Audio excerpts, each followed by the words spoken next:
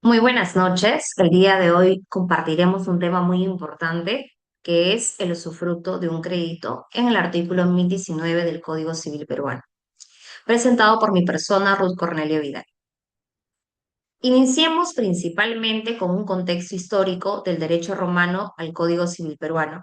El usufructo es una de las instituciones jurídicas más antiguas del derecho occidental. Tiene un origen romano, donde fue creado con una finalidad muy importante, esencialmente protectora. Es más que todo garantizar un sustento económico de determinados miembros de la familia, especialmente de viudas e hijos menores, sin ser necesariamente los propietarios de estos bienes. Necesitaban obtener los beneficios para ellos poder subsistir. En cuanto al derecho romano, nace el usufructo como una herramienta de proteger a la familia, se otorga este uso y disfrute sin ser dueño de la propiedad. En el derecho continental, los códigos civiles europeos incorporan y sistematizan la figura del usufructo también en sus ordenamientos. En cuanto al Código Civil peruano, se regula como un derecho real temporal que también otorga un uso, un disfrute sobre los bienes ajenos, incluido también los créditos.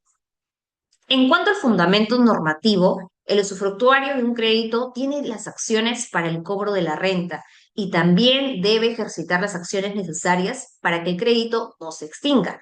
Por ejemplo, aquí tenemos dos partes muy fundamentales. La facultad concedida, donde la parte cobra los frutos o las rentas que se genere de este crédito, como los intereses de sus préstamos u otras prestaciones periódicas derivadas de la obligación, y la otra parte, el deber impuesto, es decir, realizar todas las acciones necesarias para impedir que el crédito inscriba, se extinga o se pierda por negligencia del usufructo, en este caso del usufructuariado.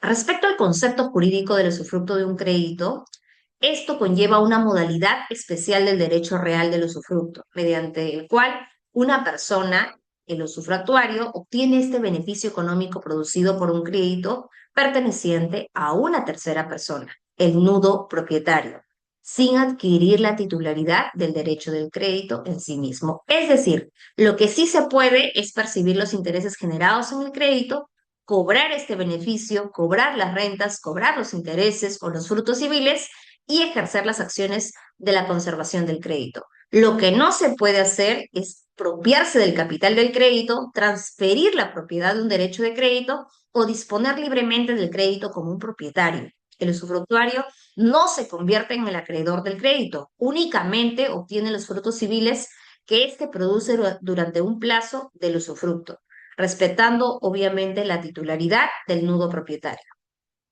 En cuanto a los sujetos intervinientes, tenemos el nudo propietario, el usufructuario y el deudor. En cuanto al nudo propietario, es el titular original del crédito. Mantiene aquí la propiedad del capital, conserva la titularidad del derecho del crédito. Al extinguirse el usufructo, obviamente recupera el pleno dominio del crédito y de sus frutos. En cuanto al usufructuario, la persona aquí es a quien se le otorga el disfrute temporal del crédito, el beneficio de los intereses. Tiene el derecho de percibir estas rentas y también está obligado a conservar el crédito mediante los actos diligentes para evitar también su extinción. En cuanto al deudor, es la persona obligada a cumplir la prestación derivada del crédito y debe pagar los intereses al usufructuario durante el plazo pactado. Respecto a las características del usufructo de un crédito, tenemos cuatro pilares muy importantes. El derecho real temporal. Aquí el usufructo de un crédito no es perpetuo, se extingue por el vencimiento porque hay un plazo hay un plazo pactado que tiene un fin. Está la separación entre la propiedad y el disfrute, es decir, existe una desmembración del derecho del crédito. El nudo propietario conserva la titularidad del capital del préstamo, mientras que el usufructuario obtiene exclusividad de los beneficios económicos. El tercer pilar se generan las obligaciones activas. Aquí el usufructuario debe actuar diligentemente para proteger el crédito. En cuanto aquí el cuarto pilar produce frutos civiles. Los frutos del crédito son principalmente los intereses, los beneficios, las rentas periódicas que el deudor tiene que pagar al usufructuario. Estos frutos corresponden al usufructuario mientras dure el usufructo sin que ello impida o implique la apropiación del capital. Aquí tenemos un caso práctico, el hecho del caso.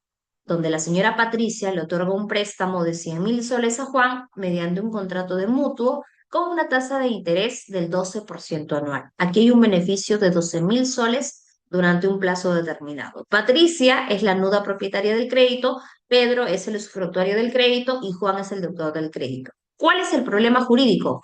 La pregunta es, ¿puede Pedro apropiarse de los 100.000 soles del capital? La respuesta es no. Pedro únicamente puede percibir los intereses generados por el crédito, en este caso el beneficio de los 12.000 soles, y el capital de 100.000 continúa perteneciendo exclusivamente a Patricia. ¿Cuál es la solución jurídica y cuáles son las facultades y límites del usufructuario? De acuerdo al artículo 1019 del Código Civil peruano, la posición jurídica de Pedro, usufructuario, se define con la siguiente precisión.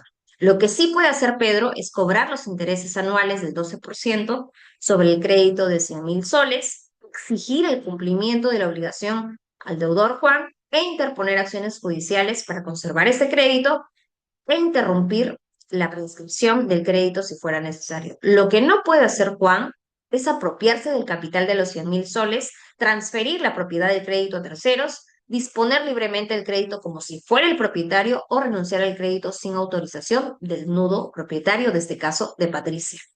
Al vencimiento del plazo de 10 años, el usufructo se extingue, Patricia recupera el pleno dominio del crédito, incluyendo el derecho también a cobrar el capital adeudado por Juan. La importancia social, jurídica y doctrinaria.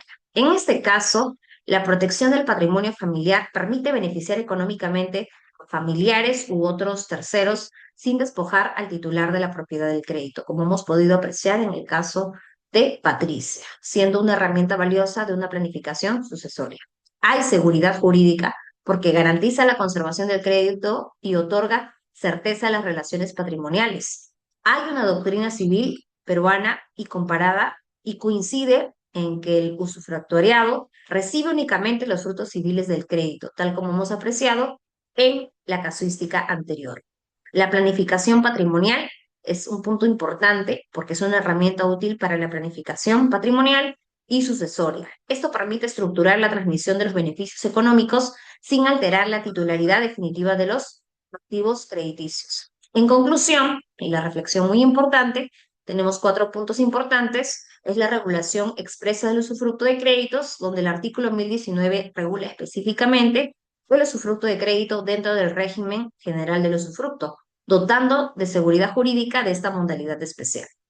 El punto 2, la facultad de cobro sin adquisición de la propiedad. Aquí el usufructuariado puede cobrar los intereses, las rentas, pero nunca adquiere la propiedad del crédito ni del capital. Aquí, el tercer punto, deber activo de conservación. La norma impone al usufructariado el deber de actuar diligentemente para evitar la prescripción, la extinción o la pérdida del crédito. El cuarto punto, el fortalecimiento de la protección patrimonial. Esta institución fortalece la seguridad jurídica y la protección del patrimonio familiar, siendo una herramienta valiosa en la planificación sucesoria y patrimonial. Una reflexión que puedo compartirles: si el usufructariado o el usufructuario obtiene los beneficios económicos de este crédito, debería tener mayores facultades para exigir al pago al deudor, o es correcto que la propiedad permanezca exclusivamente en manos del titular del crédito. Muchísimas gracias.